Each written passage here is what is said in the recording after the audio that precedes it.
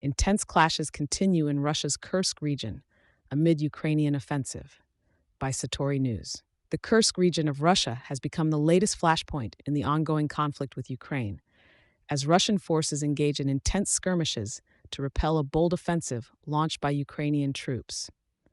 For the second consecutive day, Russian Defense Ministry sources have confirmed sustained combat activities, claiming significant Ukrainian tank and armored vehicle losses. Military officials in Moscow detailed the extensive use of airstrikes, missile systems, and artillery to thwart the Ukrainian assault, which has led to the destruction of 50 Ukrainian armored vehicles. Despite these assertions, the Ukrainian government has yet to officially recognize involvement in the reported operations within the southwestern Russian territory.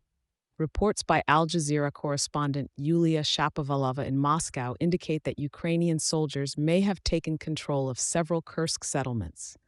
On the defense, Russian authorities claimed successful interception of missiles and enemy drones, with acting regional governor Alexei Smirnov announcing the downing of 2 Ukrainian missiles and the defense ministry confirming 4 Ukrainian drones were neutralized.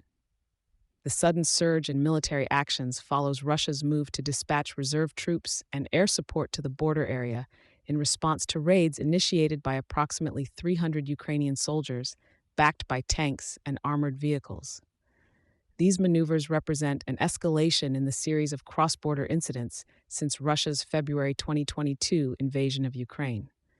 Most notably, pro-Kyiv factions, including Russians siding with Ukraine, have conducted quick raids into Russian territory.